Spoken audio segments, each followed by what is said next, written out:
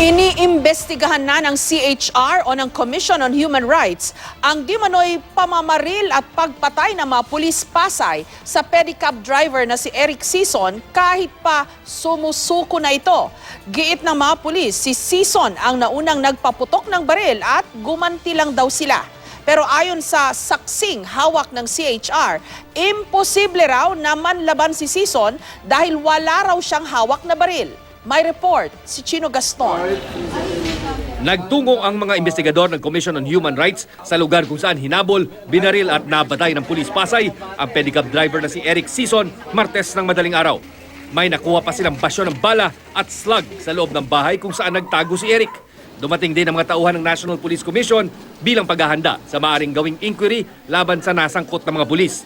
Kinausap ng CHR at NAPOLCOM ang pamilya ni Eric pati ang ilang saksi sa insidente. Mula pa sa labas, may tama na pala. Bakit taas, saka bitis taas doon, naglambitin, binaril pa rin. Kalundag uli, pagkalun, lipas sila, binaril uli. So hindi totoo na hindi kayo magsasapan ng... Ay, hindi po. Kasi nangyari na po yun eh. Uulit na naman po ba?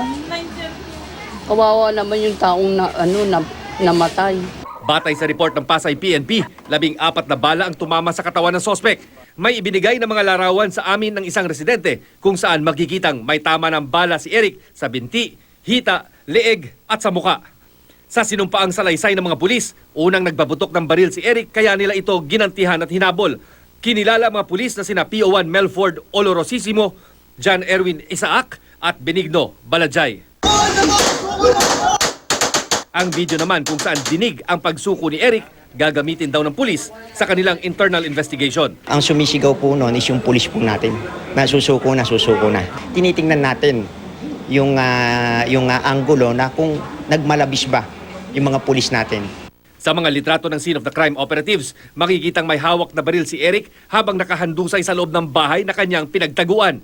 Pero may saksi ang CHR na nagsasabing imposibleng manlaban si Eric sa mga pulis. Sabi nung may-ari ng bahay, wala raw makitang baril na pagpasok sa loob ng tao. Okay. Yung biktima, wala raw baril nakita. Ayon sa ilang saksi, nagbibiroan pa raw ang mga pulis matapos mapatay si Eric. Nagbibiran sila nung matapos nilang mapatay. Ayun nga sinasabi nila na, kaya ba naman ayoko ng meron ako nakikitang paru-parong itim. Sabi ko na nga ba, sabi nga na. Tapos nagtatawanan sila. Parang ang saya-saya nila. Nireassign na ang tatlo sa Southern Police District Headquarters, pati ang kanilang PCP commander na si Police Senior Inspector Oscar Pagulayan. Chino Gaston, GMA News.